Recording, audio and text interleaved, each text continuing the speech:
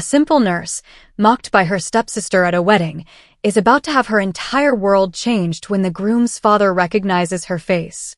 What secret from the past is about to be revealed that will silence the entire room? My name is Emily, and I'm 34 years old. My profession is nursing.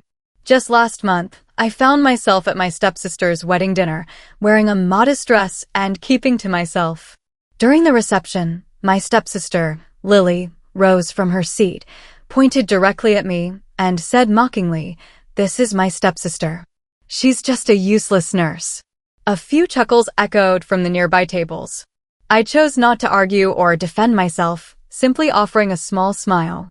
However, at that moment, the groom's father began staring at me intently, as if trying to place my face in his memory. After a few moments, he leaned forward and spoke slowly. "Wait, aren't you the nurse who?" He paused, and in that instant, the entire table fell into a profound silence. The wedding reception was in full swing when I walked in. Music filled the air, glasses chimed, and laughter came from every corner of the beautifully decorated hall. My stepsister Lily had always craved the spotlight, and on this night, she had it all. The venue was breathtaking, with soft golden lights hanging from above and white flowers adorning every table. And there, in the middle of it all, stood Lily in her magnificent white dress, beaming as if she owned the world. I paused near the entrance for a moment, holding my modest gift.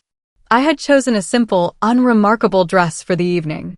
I didn't expect anyone to pay me much attention. Honestly, that had always been the dynamic between Lily and me. Though we grew up under the same roof, our lives couldn't have been more different. After my father passed, my mother married Lily's father, creating a blended family. But within those walls, things were never truly equal. Lily was given everything: private schooling, lavish vacations, designer clothes. I, on the other hand, worked my way through college with part-time jobs and eventually became a nurse. I never resented my work. I genuinely love caring for people, being there for strangers in their most vulnerable moments. It gives my life purpose. But Lily always viewed things through a different lens. For her, success was measured by wealth, status, and outward appearances. Her wedding tonight was a perfect display of all three. Waiters gracefully moved through the crowd with trays of champagne. A small band played softly near the dance floor, and everywhere I looked, guests were adorned in expensive suits and glittering jewelry. I quietly found a seat at the end of a long table, away from the main action. Some relatives acknowledged me with polite waves, while others barely glanced my way. I didn't mind. From my seat, I could watch Lily as she navigated the crowd, looking genuinely happy. Her groom, Mark, stayed by her side, introducing her to guests. He seemed like a kind man, quiet and polite, quite unlike Lily's usual flamboyant nature. About 20 minutes later, dinner was served. Guests settled into their seats, the clinking of forks and quiet chatter filling the room. That's when Lily suddenly stood, tapping her glass with a spoon. The sharp, clear ring drew everyone's attention. "Everyone," she announced cheerfully. The conversations gradually ceased. "I'd like to introduce someone to Mark's family." She turned and looked directly at me. I felt a wave of eyes follow her gaze, making my stomach tighten. "Emily," she called out loudly, waving me over. "Come here for a second." I hesitated but knew refusing would only cause a scene, so I rose and walked toward the main table under the quiet gaze of the guests. When I reached her, Lily placed a hand on my shoulder. Her smile appeared friendly, but I recognized it well. It was the same smile she wore before making a hurtful joke at my expense. Turning to the groom's family seated nearby, she gestured toward me and said, "This is my stepsister." Then she paused for effect before adding with a light laugh, "She's just a nurse." A few polite chuckles followed. Someone even murmured, "Oh, that's nice." I felt the familiar sting of embarrassment, but kept my composure, offering a simple smile. I had learned long ago that arguing with Lily only fueled her fire. So, I remained quiet as the conversation around the table resumed. People picked up their glasses, and someone changed the subject. I thought that would be the end of it. But then, something unexpected happened. Across the table, The groom's father had stopped eating. He was an older gentleman with silver hair and keen eyes. At first, I thought he was just listening to the chatter. But then I realized he was staring at me, not casually, but intensely, as if trying to solve a puzzle. For a moment, the table continued its normal rhythm. Glasses clinked, people commented on the food, and someone nearby laughed. But the groom's father seemed distracted. He slowly put down his fork and leaned back, still deep in thought. Mark noticed his father's expression. "Dad, everything okay?" he asked. The older man nodded, but his focus remained elsewhere. "Yes, I'm fine," he said quietly, still searching his thoughts. Lily, oblivious to this, was happily discussing their honeymoon plans. "We're going to Italy first." "Rome, then the Amalfi Coast," she exclaimed. "We deserve something unforgettable."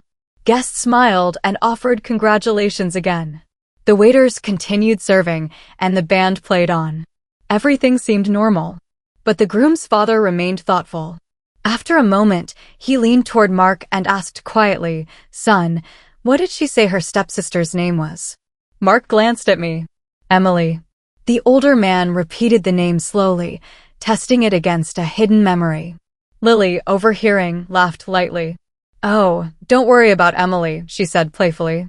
"She spends most of her life inside hospitals." A few more polite chuckles followed, but the groom's father didn't react to the joke. Instead, he turned to me directly, his expression curious, not accusing. "I'm sorry," he said politely. "Have we met somewhere before?" The question surprised me.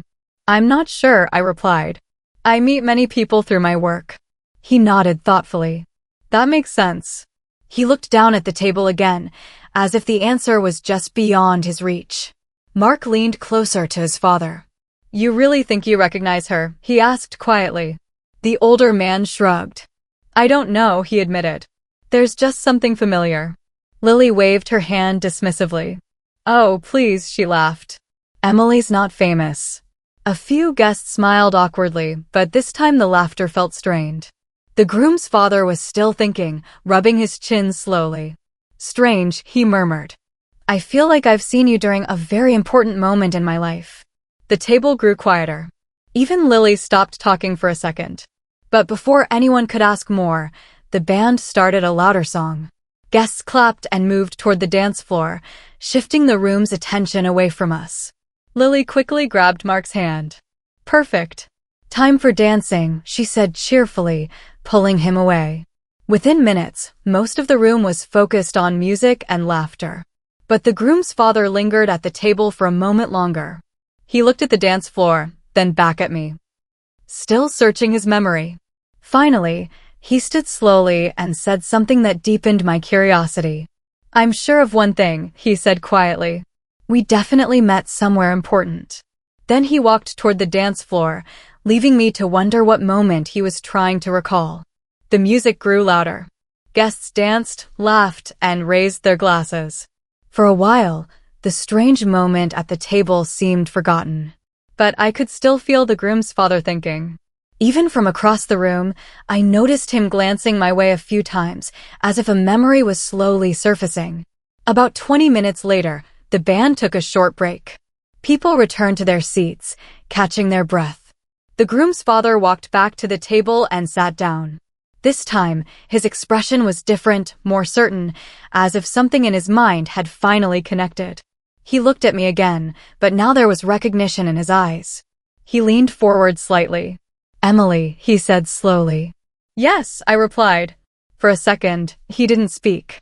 Then he asked a question that made the entire table pause. 3 years ago, were you working at St. Mary's Hospital?" My heart skipped a beat. "Yes," I answered carefully. The older man exhaled slowly, like a puzzle piece clicking into place. "I knew it," he whispered. Mark looked confused. "Knew what, Dad?" The groom's father turned toward his son. His voice was calm but emotional. 3 years ago, he began, I was in a terrible car accident. The room grew quiet around us. I was rushed to the emergency room in critical condition, he continued, pausing. The roads were blocked that night because of a massive protest downtown. Most of the doctors were delayed trying to get to the hospital. Several guests leaned closer, listening intently. For nearly 6 hours, he continued slowly. There was only one nurse who stayed with me. He pointed gently toward me. That nurse was Emily. The table went completely silent. I felt dozens of eyes turn toward me. He continued, his voice filled with gratitude. She monitored my breathing, checked my pulse, kept talking to me so I wouldn't lose consciousness. He looked at Mark. If she had walked away even once, I might not have survived until the doctors arrived. Mark stared at me in shock. You saved my dad. I shook my head slightly. I was just doing my job. But the groom's father shook his head firmly. No, he said. You did much more than that. He turned slowly toward Lily, his expression changing. The warmth in his voice disappeared. You introduced her as just a nurse, he said calmly. The room was now completely silent. No one moved. You shouldn't say, just a nurse, about someone who saves lives. Lily's face turned pale. For the first time that evening, she had nothing to say. The groom's father looked back at me. If it wasn't for you, he said quietly, I wouldn't be sitting here today watching my son get married. Mark stood up from his chair and walked around the table toward me. He extended his hand. Thank you, he said sincerely. I mean that. Some guests began whispering softly. Others looked embarrassed about laughing earlier. One older woman near the table even shook her head at Lily disapprovingly. I suddenly felt uncomfortable being the center of attention, so I smiled politely. Like I said, I told them I was just doing my job. But the groom's father spoke again. And you did it better than anyone could have. The band started playing music again in the background. The reception slowly returned to its usual energy. But something had clearly changed. People now looked at me differently, not as the quiet stepsister in a simple dress, but as someone who had done something truly meaningful. Meanwhile, Lily stayed unusually quiet for the rest of the evening. Her earlier confidence was gone, and for the first time in many years, she avoided looking directly at me. Sometimes the loudest moments in life don't come from revenge. They come from quiet truth finally being seen. And that night, an entire room learned something important. Never underestimate someone just because of their job. Especially when that job is saving lives. And that's how a room full of strangers learned that true heroes don't need titles to be remembered. If this story touched your heart, please like, share, and subscribe to our channel for more incredible real-life tales.